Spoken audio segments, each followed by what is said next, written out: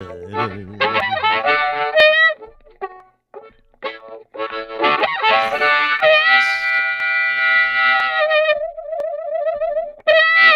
being back. You go overseas for a couple days and you come back. It's weird being back in Canada. Hi there, everybody. Nice to see you. I don't know if I mentioned this. Charles Adler joins us on the podcast today, ladies and gentlemen, from the Charles Adler podcast. I don't know if I mentioned this. Overseas. Hi, people. I'm Charles Adler. I've got experience. From the Charles Adler podcast, you can get on Crier Media as well as anywhere you get your fine podcast, Google, Spotify, Apple, etc. Charles joins us. It was gone for like a week and a half. I know, like to earth 10, by the days. Lord. Yeah, I missed by you. By the Lord. I missed you. I missed your religious entertainment. Yeah. That's what I really missed. I miss it. How much we both love religion and would sit there and talk about it at night. Some people don't take secular people seriously, and yeah, the Lord does. So why don't I? I mean, I don't want to get into that rabbit hole too deeply, except that I was listening to, just before getting on for motivation, I was listening to Neil Diamond and Brother Loves Travel and Salvation show. So I'm all. Is that what you're doing? You're listening to a little Neil Diamond. I'm celebrating. You called him the Jewish Elvis. Hallelujah, hallelujah, brother. Brother Loves Traveling. For those of you who don't know, Neil Diamond was known for many years as the Jewish Elvis. Yeah. And some of his hits included Cracklin' Rosie, which is a song that Dean used to play on his so-called rock show. That's right. I mean, you gotta be kidding. Rock guy playing Cracklin' Rosie. I love Cracklin' Rosie. It's one of my favorite songs. Whatever you say, sir. Anyway, he was playing Cracklin' Rosie. I think he was playing it years before the Red Sox started playing it as their theme song. Oh, that was Sweet Caroline. That was Sweet Caroline. Sweet Caroline Rosie was just a fun little tune we'd throw in there. Same with Dolly Parton's Jolene. That was the magic of radio, just to break format. And then we started like 15 years ago. We ended shows with Sweet Caroline. A couple years later, the Boston Red Sox started using it. And I'm like, you fucking stole it. Is what you did. That's what they did. Yeah. By the way, nobody talks about how the Tennessee Titans, their theme song that Dolly Parton sang, Mule Skinner. Nobody plays Mule Skinner anymore. I don't know why.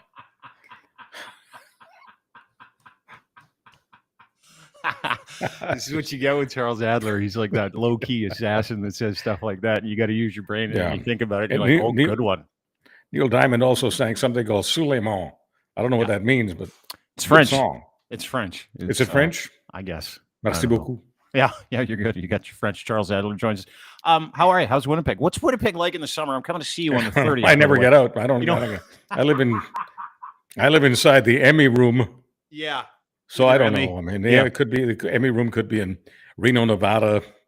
Winnipeg, I know. Matter. But like Winnipeg is like, I'm coming out to see you on the 30th. Yeah. And we're gonna go for a nice steak dinner. You and Kundal from Sound Off. We're gonna sit by. He's like, "Do you want to sit by my pool?" And I'm like, "I guess." I don't know what Winnipeg's like in August, at the end of August, but like, it's no different than Toronto at the end of October. Yeah. Oh, okay. Basically. So you're like dress for Halloween. 2 months ahead of us all the time. Is that the deal? Yeah. Well, I mean, we're an hour behind in time zone and 2 months ahead in weather. But is it like, I know Winnipeg 2 months in weather. I know Winnipeg gets a bum rap in the winter, right? Like everybody likes to make fun of Winnipeg. There's wonderful people, hardy people. These are people that have survived many generations on the planet. Community oriented. Yeah, community oriented people. Yeah. Friendly. We're friendly. Is there an exciting vibe? Well, is there an exciting vibe in Winnipeg in the summer? Like, I never hear anybody go, you know what? Let's hit Winnipeg in the summer. Let's go. We were having a relatively dry summer, so it's relatively bug free.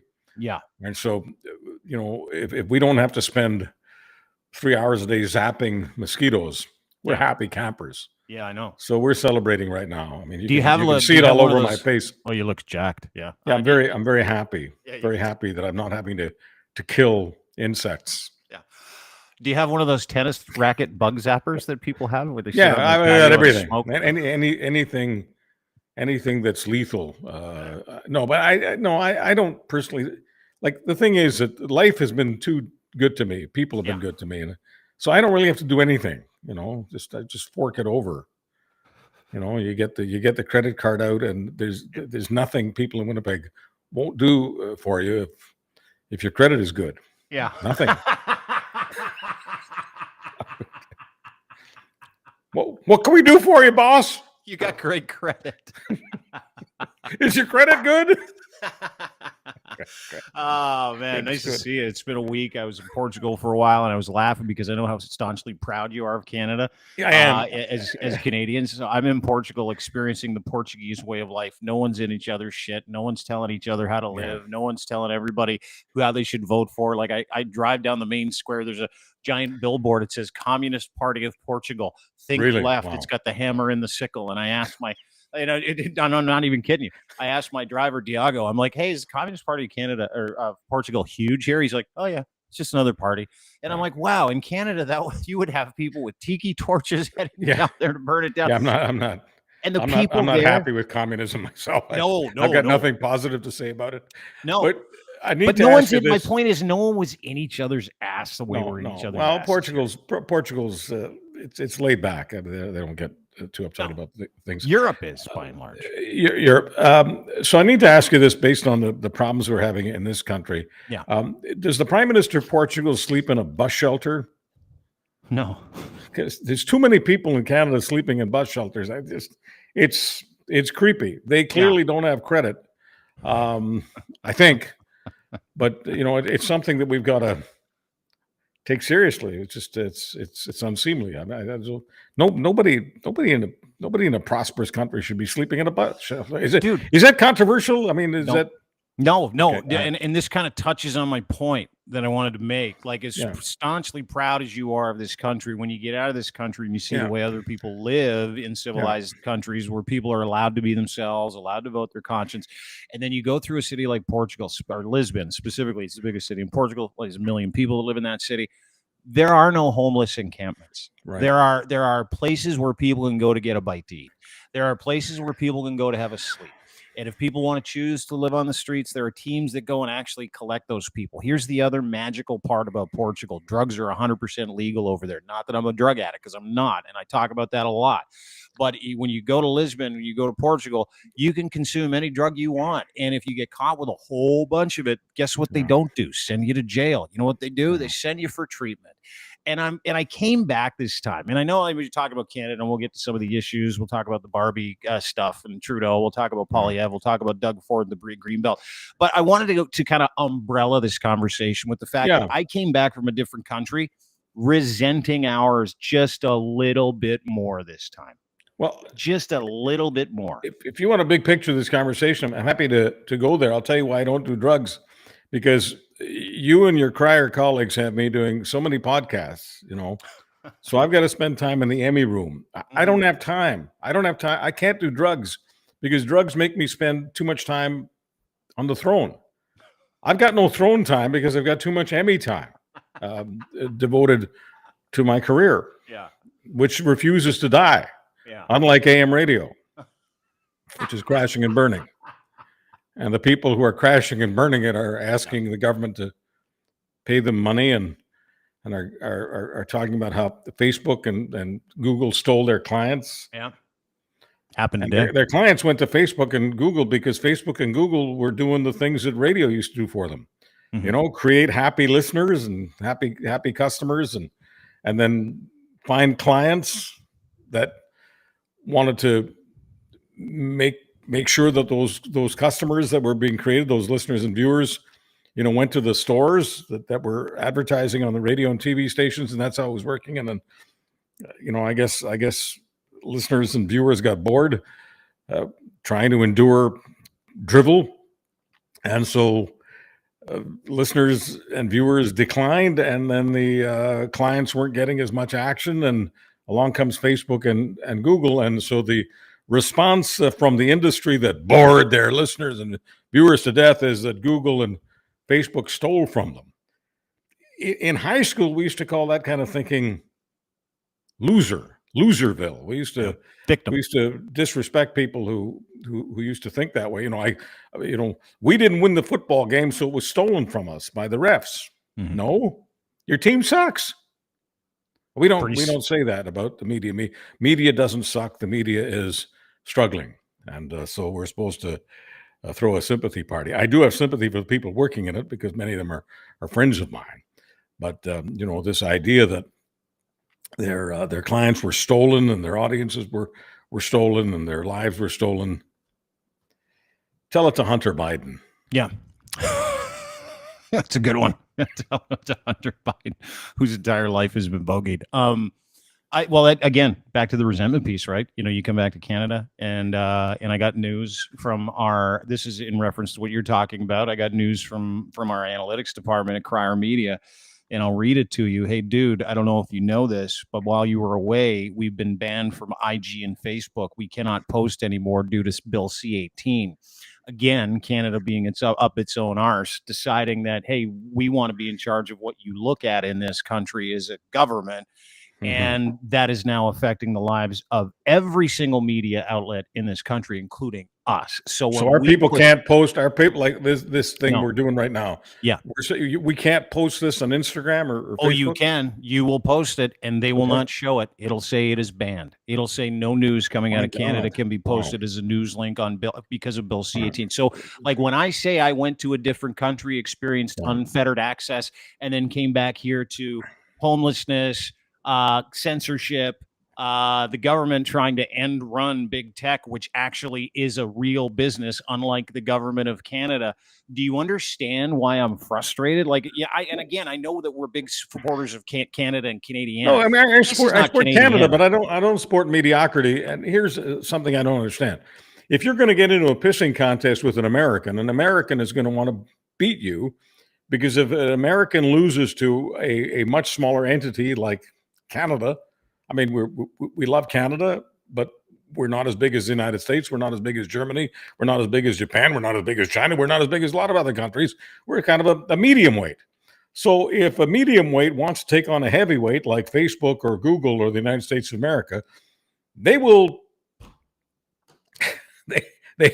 they will not cave. They will not turtle. They will not concede, because they're the big guy. And if they concede to someone that's a lot smaller, then a whole bunch of other people will want to make them go for concessions. I don't know what our people were thinking. Did they actually think the Americans would somehow get outside of their American persona and American ego and just roll over to Canada for what? For what? For the relatively small.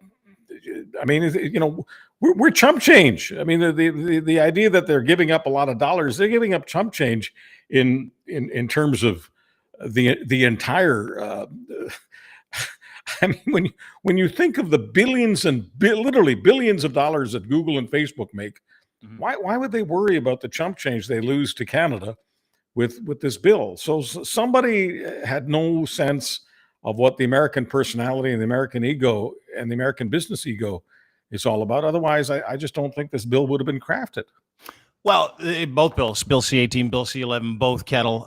People who want to do user-generated content, meaning they're going to regulate your content with C-11. Bill C-18, which the Trudeau government, the liberal Trudeau government, is rammed through, which has scared the shit out of Google and Meta. It's not even scaring them. They like to say they're at war with these guys. They do not care, to your point. They sell more Coca-Cola in New York City in a weekend than they sell across Canada in a year. Yeah. Do you think that an American mega power, mega company with billions in the bank gives a single shit about the government of Canada saying, hey, you got to pay us or else you're not allowed to operate up here? Do you think they care? Well, it's the equivalent of threatening the United States with the Canadian Navy. I mean, seriously. I mean, it's embarrassing. And I love our country. And I'm not a basher of this government. I'm not a basher of Trudeau. I'm not part of that at all. But I just don't understand what the thinking was here. Because if the thinking was that the Americans would say, yes, happy to do it, somebody wasn't doing any intel. And then that's the other thing, Dean. I mean, you can always find out how companies and corporations, how countries are going to react to something by simply, doing a little bit of intelligence work. Some people, call it spying. I mean, it's just business as usual. Find out what their culture is about. Find out how they are likely to respond, and if they're likely to swat you like a fly, don't go there. Don't embarrass yourself. Why do we do that though? Like, why? Because this is the frustration that I have. And again, it's comparison living because of where I was doing work with our client at Benfica and Clancy World for the past few days. And there's this familial attitude in those countries. And when you come here, maybe it's living through the lens of social media. Maybe it's because of the business that we're involved in. We are such a nanny country. We're that country where people, and I don't know if it's the government, it's every government, it's in every province, it's in every level, where we are preventative towards the people of this country. We want to prevent people from seeing things and doing things. And now their ultimate preventative nature is destroying people's ability that do content like this with Bill C-18, because they seem to think, and we're all being held hostage, every single one of us in this country, when it comes to putting out content, because of Bill C-18, because the government of Canada has decided to go to war with two businesses that do not give a shit about the government of Canada. Well, the war will end soon, because it's embarrassing for Canada, and so they'll find some way of extricating themselves from them. There's absolutely no upside for Canada in continuing this. What are they going to do? Continue to bash Google and Facebook? I mean, seriously. I mean, what is the upside for a country to be bashing two of, I guess, arguably the most popular corporations in the world? Two of the richest. Yeah, I mean, the whatever one may think of the winner-loser paradigm, Facebook or Meta and Google are obvious winners. So if you go around bashing winners, it makes you look like you're not a winner. Yeah. Yeah, well, that's what we do. I mean, and we sit there and tell people we're the freest country in the world. We're the greatest country in the world. We're the freest country in the world is now trying to tell people what they can and can't look at online. And the freest country in the world is trying to hold people, hold businesses hostage, because they think it's some kind of nationalistic perspective, and it ain't. Because it's business, right? It's small. It's small thinking. It's very small. It's like Canadian radio and television stations talk about how Google stole their lunch and stuff like it. It's small stuff. It's loser rhetoric. Doesn't do the country any good, and it certainly doesn't do a government any good, especially a government that's involved in a wrestling bout with a party that's into all sorts of conspiracy theories. Whether it's a WEF or the anti-vax stuff, whatever it is, convoy kookery. I mean, when you're up against a party like that, the smartest thing you can do is not get yourself into C-18, Facebook, Google quicksand. Just stay out of it. It's much easier calling the other guy an idiot if you don't behave like one. Is this what they all want?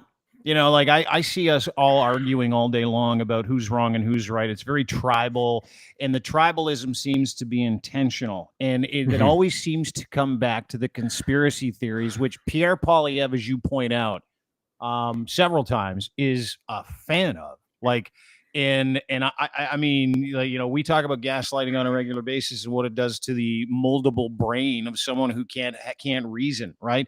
But that's the intentionality of politics today, specifically the far right politics, and specifically Pierre Poilievre. It's like, how can we muddy the water with as many conspiracy theories as possible? And he's connected to all of them. Well, part of it is a confidence problem. They don't have the confidence that they can get very many Liberal and NDP supporters, so they're trying to get people who ordinarily don't vote. And many of those who ordinarily don't vote, many of those who never vote, are fodder for this conspiracy stuff. I mean, most people who don't vote don't get involved in any kind of mainstream thought. They don't read the mainstream press. They don't pay attention to the mainstream media. They don't listen to much of it.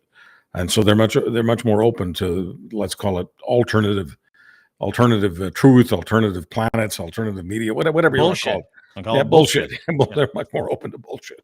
And so the conservatives want in, and they saw Maxime Bernier, getting a few dog piles of it, and they figure they've got more money to play with than Maxime Bernier did. So Maxime Bernier can get a few 100,000, and maybe they can get 1 million, and just give you the flat number of 1 million. If the Conservative Party can get 1 million of people who believe in all these conspiracy theories, they've got a good shot at beating the Liberals. And Liberals can't get that crowd. The Liberals can't go all. They can't go to conspiratorial. They can't do that. Yeah. Most women voters don't buy into it. Most educated voters don't buy into it. And if the Liberals lose the women and the educated, they have no shot at all. What do you make of polling? Pierre Poilievre polling significantly higher, Conservatives polling higher than the Yeah, Liberals. the people have gotten tired of the Liberal brand. Some of it is what you and I are talking about. Some of it is simply that it's been around for a long time, but most of it is in the supermarket. That's the only place where I see people actually get genuinely angry. They go to the supermarket and they see a box of grapes that used to cost $4. They see it costing $8. Then they hear people say, well, the official number on inflation is 3% or 4%. And they go, that official number is meaningless. $4 box of grapes is now $8, a year later or 2 years later. That's 100% increase. I'm using grapes just as an example because it's so accessible. You like grapes? Because you love grapes? I do like grapes. I do like plums. I do like blueberries. Big fan of nectarines as well. I mean, I like fruit. And fruit's getting expensive, except for bananas for some reason. Yeah, bananas are still cheap. Yeah, I don't know why bananas are always. I don't know either. There's no inflation doesn't exist in Costa Rica or Nicaragua or wherever the bananas are coming from in Central America, places we used to call the banana republics. But anyway, outside of bananas, you can't be eating bananas all day because I think a banana get all bunged up. I think a banana has almost as many calories as a coffee crisp.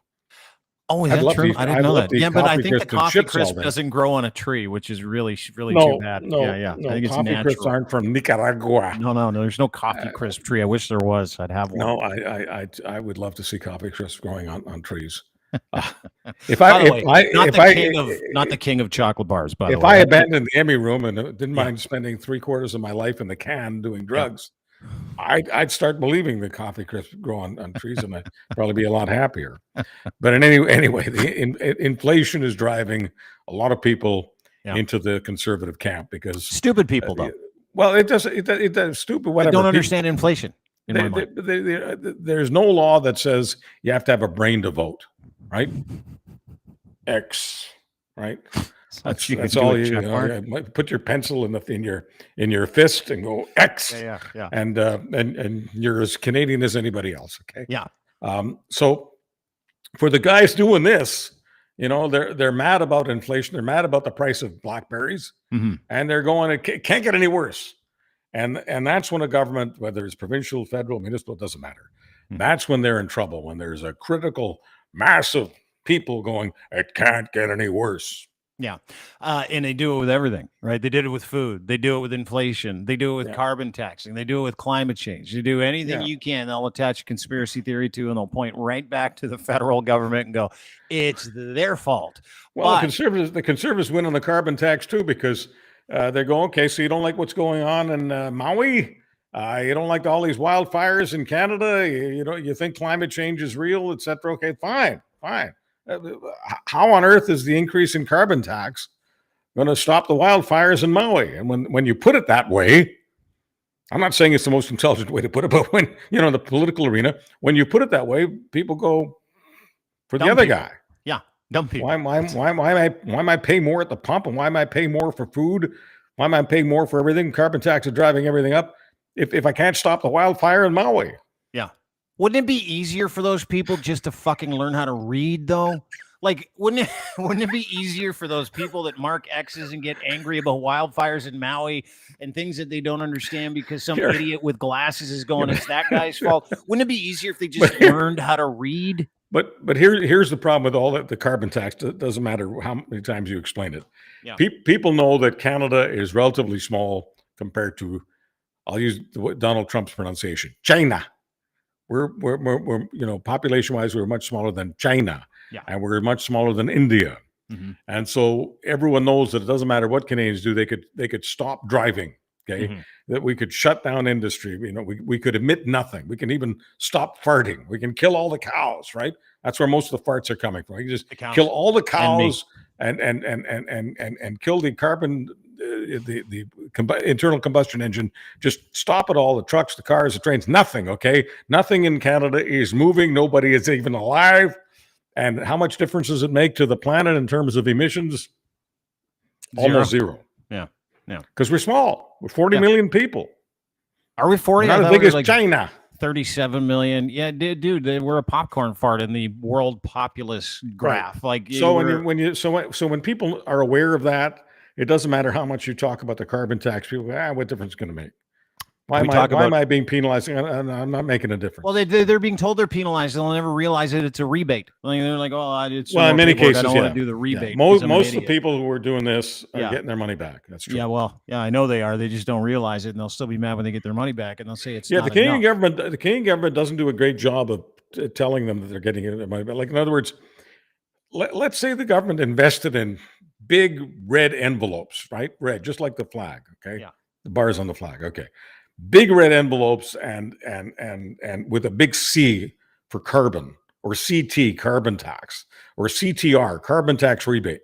So if people got those big red envelopes every single month with their CTR and a check from the government of Canada, people go, hey, this isn't so bad. Yeah.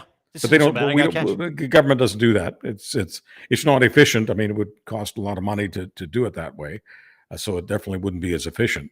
But politically, it might be the smartest thing they could ever do. Like for the voters. For the idiots that out there that like to vote. See, this is the problem. I've said this so many times. We got a pandemic of stupidity in this country now. It's like after the pandemic was over, the pandemic of stupid began, and we have people that'll believe anything. Case in point, the Barbie Trudeau fiasco. Right? Like Justin Trudeau, for everybody that isn't aware, the prime minister of this country. I'm in Portugal. Like my timeline blows up. And I'm like, what is this? What's a? And I'm like looking at the picture. It's Justin Trudeau. He and his son. They wear pink Barbie shirts. They go to the Barbie movie, and then he takes his daughter, who's 14, to the Oppenheimer movie. And he's not wearing a pink shirt the next day. Excellent troll job, by the way. Everybody stepped in it. I thought it was brilliant. But that one picture that Justin Trudeau took of him and his son wearing a pink shirt, going to the Barbie movie, having a good time, going to see a movie, going with his family, movie night with his son. That turned into Justin Trudeau just came out as gay because that was a week after he and his wife announced their separation. Have you ever worn anything pink, Dean? Salmon, and yes, I have. Yeah, okay. So real men can wear salmon. We call it salmon. I think I was 12 years old when I had my first salmon shirt. I thought it was cool. Looked awesome. I never thought for a moment that some conspiracist Neanderthal someday would say, "Hey, Adler's come on." You know what I'm saying? It's just so. But Trudeau attracts a lot of scummy people and scummy criticism. And I realize the scummy people want to be seen as victims, and they're thinking I'm victimizing them right now. But you got to be scummy to get on Twitter and call the prime minister a whole bunch of names, including pedophile, because he's going to a movie with his son and he's wearing a pink shirt. I mean, how does that make you call someone a pedophile or a groomer? Like, what does it get any lower? I mean, seriously, I know that some people think that anything that goes on in the States, we should be imitating up here. So if Marjorie Taylor Greene is calling people pedophiles and groomers, then I guess the fans of the Marjorie Taylor Greens who want to be that way here want to do the same thing. But, at some point, does anyone ever ask themselves the question, would I ever want a member of my family called that for what crime exactly? Wearing a pink shirt? Just something that I think about from time to time. Like, why do so many people lower themselves into the Marjorie Taylor Greene grave? Why do they? You would know that. You would know that because you've worked with some of these people. Well, why do they co-opt? Because they think it works. They see it working in the States, and so they want to do it here. I mean, there's something about Canadian wannabes. I could say wannabes on the left, wannabes on the right, but predominantly this is wannabes on the right. They want to be what the American right is, and the American right goes around calling everyone those names, and so the Canadian right wants to do the same. And their favorite target in the States is Joe Biden, Hunter Biden, the Biden family. They call them Biden crime family, Biden pedophile family. Yeah. And they want to say that about the Trudeau family. It's weak I guess it works for them. I mean, sometimes if people post this stuff on Twitter and they've got their real names, they're not all using, troll names. Some of them are using their real names, and they also put in the Twitter, religious person, Christian values, stuff like that. Truth seeker, follower of Christ, that All kind that of stuff. yeah. Oh, yeah. And I'm saying to myself, wait a minute, these people have kids or grandkids or nieces or nephews. Like, don't they care if they see Uncle Ezekiel calling the prime minister a pedophile? Is that something that you want For your wearing kid a or pink your shirt at a grandkids to- movie. For wearing a Well, pink yeah. shirt at a movie. Dude. Like, I let's don't- think I about don't- that. Like, you talk about I the don't know. weaponization of conspiratorial theories. You talk about the weaponization of of this man, and not just this man, a community of people who want to be left alone to love and be loved. Right. And here's the other thing: the word pedophile that we've popularized, and groomer, which we've popularized. Every single person who is sexually assaulted by an adult, every time that thing makes an appearance for some type of political clout or some type of reason, which is absolutely sanctioned by people in the Conservative Party. They have never told people to stop. They have never said, stop using that word, stop using these tropes, stop making fun of the LGBT community. They are not a prop. That man just went, like, not one conservative. And you know what bothers me? I'll tell you what bothers me is that the deputy leader of the Conservative Party is a woman named Melissa Lantsman, who is married to a woman and a proud LGBTQ supporter, and she also is Jewish. Now, I have watched her take a back seat to every single trope from the WEF and the Klaus Schwab bullshit to the LGBTQ bullshit and the hypocrisy and the lack of character and the lack of absolute values in politics with that party continue to show their heads all the time. And they can tell us all the stuff, right? I'm a big works over words person, Charles, right? Big works over words person. And when someone tells me something like these jackoffs have been telling us that the Canada is broken while they're breaking it, while they're ignoring social responsibility, while they're ignoring privilege, while people in these communities are still suffering, and they're using their communities and they're using children who have been abused by adults as a punching bag, you have my attention. They have my attention. And it transfers itself every single time we see somebody take these tropes and use people's PTSD and anxiety and hurt from being abused and using them in conspiratorial theories. I get sick to my stomach, almost as sick as all the Nazi bullshit makes me. And I don't know when or how it stops. I don't know if putting a plug in Donald Trump with his 78 felony charges and new indictments in Georgia will rip the cover off. I've heard lots of great stories, but when will it stop, or will it? I don't know. I just know that when something is bad, it usually gets a lot worse before it gets better. So everything that you're talking about is getting worse, and I have no idea when it stops getting worse, but it will get worse a long time before it gets better. Well, that's encouraging. I wish. Listen, I'm not interested in blowing sunshine up the keister here. I just know that this hasn't been going on for all that long, and so when you're looking at a trend that is relatively new, it's been going on really in Canada. It's been really bad for the last 10 years or so. It's sort of in sync with Trump becoming president. A lot of people on the right here jumped on board and they were saying, I'd rather have Donald Trump than Justin Trudeau as my leader, whatever. Anyway, so it's been going on for about 10 years. So if I had to put a timeline on it, I'd have to say it'll go on for at least 10 more. That's exciting, huh? Gotta steel yourself against that stuff. You know how many brains have been melted over the past 2-3 years? I'm saying it's going to go. I don't know, but you make a great point. I mean, conservatives don't tell their fellow conservatives to just put a cork in it, man. Put a sock in it. It's getting old. It's getting tired, and it's not accomplishing anything. And I think many conservatives feel that it is accomplishing something. It's getting those votes I was telling you about. It's getting those votes from people who ordinarily don't vote. Now, they could absolutely bushwhack the conservatives.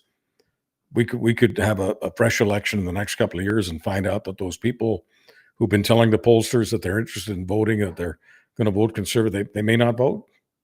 I mean, if those are the folks you're relying on, if that's the horse you're betting on, that horse may not finish. Well, I mean, and polling is like by and large, it's I don't know what to believe anymore because of the polling that we saw in 2016, and all of a sudden, boom, who's the president, right? And then the polling that we saw here. I mean, polling is by and large bias. I have yet to see. I know Frankie Graves does some pretty great polling. Ecos, he's fairly unbiased, but the information again that we get is only the information that we want, and it's the information that it's affirmation, not information. Yeah, well, I like Coletto.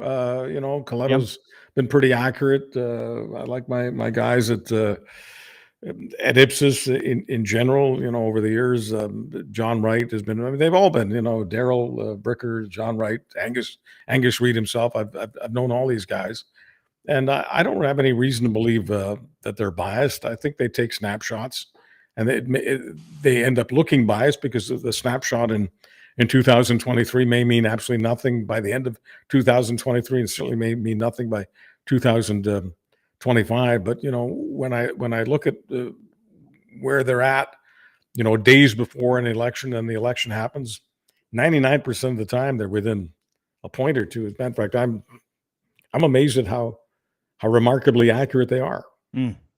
Maybe maybe it's the narrative in the ether, right? Maybe the conspiratorial stuff is getting to me too, because like you sit and read these tweets from people, it's like, oh, you voted conservative in the last election, so this is a conservative leaning poll, or you voted liberal in the last election, so I can't trust anything you're putting out there in terms of numbers. But it's almost like we took great pride and are taking great pride in like destroying the reputation of any industry that might give anybody some type of negative picture according to their political leaning.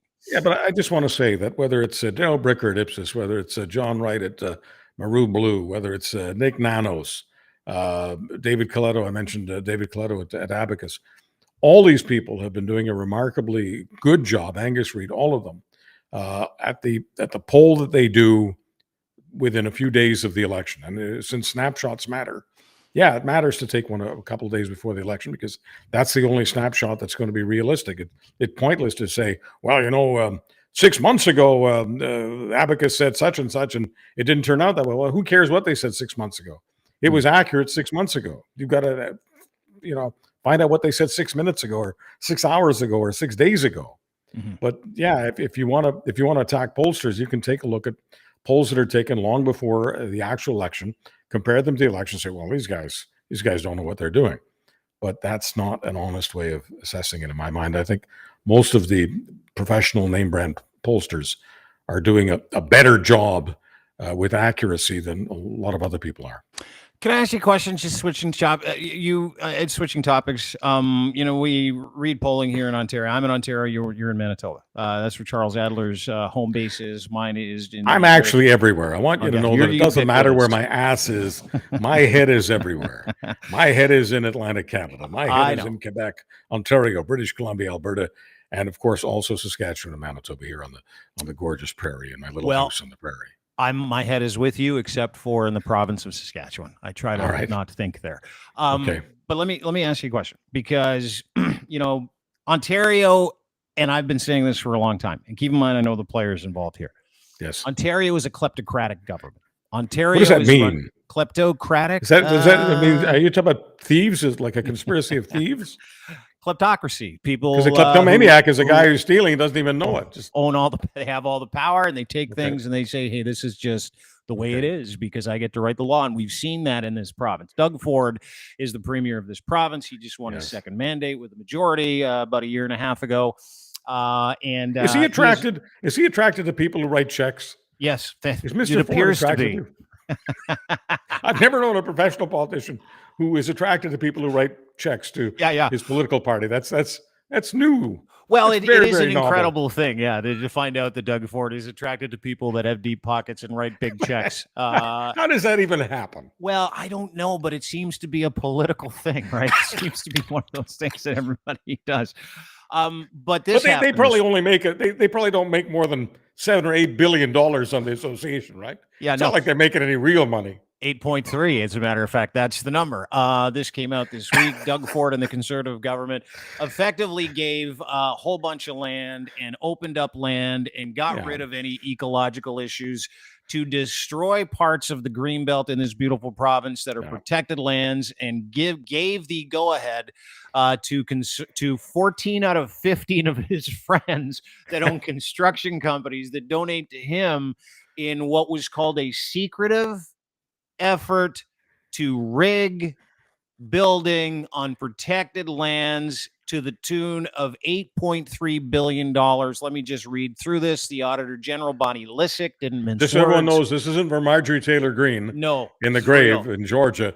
This is from Canada's own, Ontario's own Auditor General. So this isn't a conspiracy theory. No, this is the Auditor General that released a report who said the whole effing thing was rigged, and Doug gave all these lands to his friends who own construction companies who donate to him. It's a fact. This is pure criminality, friends. Ontario's Auditor General, Bonnie Lysyk, didn't mince words. Alleged criminality. Let's just alleged. It's pure alleged criminality. Yeah. Thank you, Neil. The Jewish Elvis, Neil Diamond, is insisting that I stay kosher on this one. It's Thanks, alleged. Buddy. Everything we're saying is alleged. Yeah. Well, it's alleged unless you read the Auditor General report, then it's all right there. But I'm alleging it's in the. I'm saying it's in that report. This is just a story that allegedly leans out. I'm just saying the Auditor General didn't call it criminality, and you're alleging criminality. Correct. I'm alleging big time. Trying to cover your ass. Thanks, buddy. I appreciate you. I just won't be helpful to the president. Just won't be helpful. No. I need you to keep me out of trouble. This is sometimes Dean gets over. I'm your guard. Thanks, I'm your guardian on this. Her message: developers had a huge influence over the process, rewarded Greenbelt land for development. None of the process actually had any oversight. Lysyk, the Attorney General, had a list of recommendations, including a better clarification of roles among political staffers, assigned Greenbelt development duties, limited blah, blah, blah, blah, blah. Despite the recognition that the process was tilted towards the benefit of developers who have relationships with Premier Ford, who put a whole bunch of cash envelopes in a stag house one day at his house, and we have video of that. The Auditor General does not have the power to initiate any criminal charges. Her press conferences yesterday morning, Lysyk did mention she had meetings with Ontario Provincial Police, but the details of those, that's big. When asked about whether or not it's normal or acceptable for Housing Minister Steve Clark's Chief of Staff, Ryan Amato, to receive packages from developers who are eventually granted the rights to develop the Greenbelt, Lysyk reiterated the role of Ontario's Integrity Commissioner, as well as the need for a review of what passes for proper communications. The government officials, third-party lobbyist, Amato oversaw $8.3 billion worth of winning bids for Doug Ford's friends. Lysyk, and this is important, when asked about recent comments from the Premier's office that questioned the scope of the report, said those types of comments are a diversion to distract the public from what the auditor is tasked to do, audit a process and make recommendations. Charles Adler. Come on. This, you might as well call it the money belt as opposed to the green belt, because that's what this is. And all you have to do is look at that number, $8.3 billion. Okay, so that's, I've seen some people win big money at Caesar's Palace, but I've never seen anyone walk away with $8.3 billion. Can I ask you a question? Yeah. In political circles, when a politician like Mike Harris back in the day opens up long-term care and he mints a bunch of new millionaires and billionaires, and then Doug Ford and his government decides that we're just going to, on the sly, open up protected lands, destroy a whole bunch of species. We're going to keep billions of dollars in COVID money to pay for it, and we're going to make sure that that goes to my developer friends who are at my daughter's stag, who stuffed this really cool envelope with a bunch of stag money. Like Dean Blundell's loading the barrel. Loading the barrel, ladies and gentlemen. Yeah. And here it comes. This has been happening for years. This has been happening for decades. This has happened in every political party, every major circle, every single government. They reward their relationships, reward their donors with these sweet contracts, sole sourced, in this case, secretively, as is being alleged by Bonnie Lysyk in the Auditor General's report, alleged. What happens to those relationships? What is the purpose of those relationships? And why are these government officials sidling up to these guys? Okay, so what happens after? Because listen, I just went through a whole thing about Mike Harris, long-term care. You see relationships get minted from political to commerce. You see business guys lining up with people who can help them in their policy. You and I have seen it in media. We've seen it in construction. But generally speaking, aren't alleged collusive deals like this where politicians are, taking laws and pushing them to the side to mint their friends, mint their donors, mint their relationships. What do they get after they get out of office? Is there some kind of quid pro quo in these deals? And keep in mind, I'm not talking about one party. I'm talking about politics and business at that intersection. Well, I don't know what Doug Ford wants to do after politics, and I don't know what all of his people want to do after politics. But clearly, relationships are formed, and most people who have been in politics, whether it's the premier level or all the other subordinate levels, most people have done well after politics. There is life after politics. There is business, and you can make the case or not, but it's not about any particular party. But I would say, as far as the politics goes, Doug Ford is still a lucky camper because the opposition in Ontario is relatively weak, and even when they're given a gift like this, they're not particularly good at doing very much with it. So it'll be very interesting for me anyway to observe politically how much this affects Doug Ford. I'm not willing to say that the Doug Ford era is over because of Greenbelt / Money Belt, because you can't be over unless someone knocks you off. And at the moment, I don't see the Liberals and the NDP knocking him off. Now, maybe the Liberals will come up with some incredible leader that can do it. Certainly, that leader is being given a weapon. But we have to wait and see. Are you surprised that it's not it's getting some press? What's happening here, but are you surprised at the vitriol? Are you surprised that people are demanding an investigation? Like I'm seeing. No. I mean, I'm not surprised at all. Criminal because on its face that you like when you read it, do you go, oh, "This is not good"? No, it's not good. But I'm not willing to say that it's more important than a box of grapes. I'm not willing to say that for the people who are at the supermarket upset about the prices, whether it's in the fruit section, the meat section, the cereal section, those people are so concerned about that right now because that is definitely a pocketbook issue. It doesn't have to be spun as a pocketbook issue. It doesn't have to be turned into it. That's exactly what it is. And so for the people who are upset about that, if you were to ask them what's more important to you, the price of bacon and eggs, or Doug Ford's friends and associates making dough at the Greenbelt? I mean, it's an easy question to answer. It's the grapes. It's amazing to me. It's amazing. It's amazing how people's minds work when grapes are more important than collusion. But they don't have these expectations of democracy. They don't have these expectations of government the way some people do who observe every single entrail. The average person says, yeah, this is bad, but there's no reason for me to believe that if the other guys were in charge, it would be any better. Most people have the attitude that they're all kind of the same. It's a game. It's a game that the public isn't really involved in, except they get to vote every few years. But after that, all of the power is in the hands of people that they don't particularly like or relate to or trust. And we're okay with that. That's the most amazing part of that whole thing. It's not about being okay. I just don't think the average person feels empowered enough to make a difference. So it's not about being okay or not okay. It's just about people generally spend their lives on things they have some control over. That's why they spend their lives with this little device here. Mm-hmm. They're clicking all the time. It's not just because whatever is on the screen is boring. They're clicking because that's one of the only things that gives them a sense of control. That and the leash on the dog. Dog leashes and clickers have more to do with how people live their lives than political scandals. It's amazing. That's why if you want to get people all revved up in any given hour, and you're not talking about politics, talk to them about what's hot on Netflix, what's hot on the Food Channel, because that's where people's eyeballs are. By the way, I watch the Food Channel all the time. No, it's just a shame. I do watch the Food Channel all the time because it's got more relevance in my life. Like I made a really delicious turkey sausage soup yesterday. I'm going to eat it. Yeah, enjoy it. And how did it feel to have control over the incredible meat, and the vegetables and the appliances and the stove? Made a great roux in a crock pot. And the whole experience is really satisfactory because you're in charge. Right. And that is such a great point that you make, is because, and I hammer at this all the time when people are driving themselves crazy, arguing about things they will never change.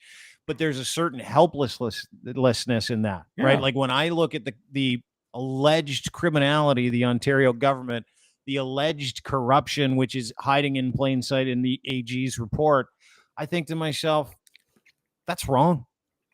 That's like, Yeah. like if anybody else in this is a legal issue, anybody, like, this should be investigated. This is wrong. What's happening is wrong, but but I have no control over that, even though it's wrong, other than to voice my opinion. Well, And people get misguided when they voice that opinion online, right? Like, and so, like, I've been called a cuck. I've been called a loser. I've been called the P word, and I don't want to repeat the P word on the podcast with you, because I'm like, hey, this is criminality. Guys, like, whatever, man. Business is business, you yeah. P word. And I'm like, this is alleged criminality still. You can call me all the names you want. But, like, do we not pay attention to that in this country anymore? Angry people are attracted to stuff online, and angry people get even angrier on these things, not just because of the alleged criminality, but because they have no control over it. And when people have no control over something, one of two things happens. They either tune out, see ya, or they get angry. If they stay engaged, they get angry. Mm-hmm. Mm-hmm. Yeah, that's a great point, Charles. I'll let you go. I feel like I've taken up all your time today on a Sunday. Sorry. Well, you're gonna have your fellow banditos take up more of my time. I have no doubt. Oh yeah. Dean sent me. Can you do 38 minutes with me? Dean sent me. Can you do 3 hours and 8 minutes with me, please? It wasn't me. It wasn't me this week. It's just everybody. See, this is the problem when you bring in like a top flight personality to your network, like Charles Adler. Everybody's like, when we hired you, everybody was like, "Can I have him on my podcast?" I'm like, "Ask him."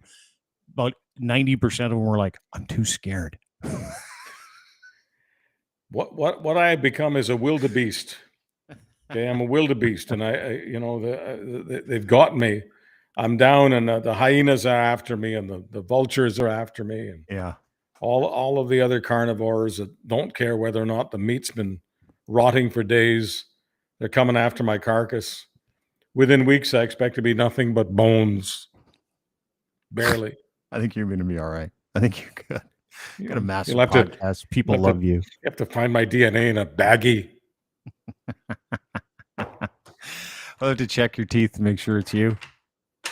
I love Crier, but it's killing me.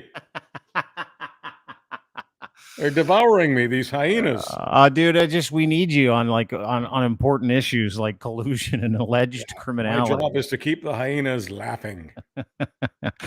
You do a great job. The Charles Adler podcast is available anywhere you can find podcasts: Google, Apple, Spotify, etc. 3 Minutes of Matter now up today. You can hear him talk about Ian Bremmer and sharks, and of course the Hawaii wildfires. Did you see that? Oh my God, I felt terrible. I want to thank Dean Blundell. Dean is the girl I brought to the dance. I'm dancing with her every day. Yeah, that's right. Sorry, buddy. Allegedly. Dude, I'm coming there on the 30th. I'm coming to Winnipeg. That's why I was asking at the start of the podcast what Winnipeg is like in the summer, because you have to take me out for dinner. If you want to find out what Winnipeg's like in the summer, you've got to come in June, but you're coming at the end of August. You're taking your chances. Yeah, you're going to find out what Ontario looks like in the winter. Yeah, I'm excited. See you soon, Charles Adler. I'll see you on the 30th. Thanks so much for being here. Charles Adler podcast available anywhere you can find podcasts. The voice of common sense. It's funny. I could take that guy through a million different things, and he makes sense to me more than anybody else on this planet. Even though that was like highly, hey, explain this to me. What's going on? How does this work? Charles, there's no one better. There's no one better at it. There's no one better at communicating. There's no one better at actually popularizing the things that are in this weird brain of mine. And I appreciate that man more than you know. His podcast is available anywhere you get your fine podcast. The Charles Adler Show, ladies and gentlemen. And listen, I talk a lot about controlling things you can control, like your intentions and your attitude. It's pretty much all we can do. And how you respond to these things. How do we respond to politicians stealing our shit? How do we respond to the lies and the culture of politics? How do you respond to the culture wars? Humor. And tell the truth. There's a whole swath of people out there that are really trying hard to prevent the truth about their criminality or alleged criminality as it pertains to their relationships in politics, media, and legal circles. And the fight is on. Don't stop asking for the truth, but be fun about it. I enjoy it. And I got lots of Doug Ford stuff to get to. A lot. And we'll have some fun doing it. You cannot believe politicians. They are the scourge of our lives in the year 2023. Everything they do stands in contrast to everything they say. Every time they do it and say it. We love you. We're stealing your land. We work hard for you. We're not going to pay you. We're going to do our best for nurses.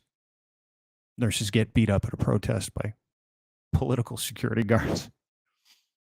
Everything they do stands in contrast to the things that they say. That's how you know they're all full of shit. Have a great day, everybody. We'll be back this week. David Wallace is going to be my next guest. David Wallace, of course, political fixer. Yeah, I'm into it now. Spent some time overseas doing some work, other work. Now I'm back and I want to get engaged. So we'll tear the cover off the criminality. It's a lot of fun. Have a great day, everybody. We'll see you tomorrow with my friend David Wallace, former political fixer, turned guy who wants to tell everybody about all the political fixing. Have a great day.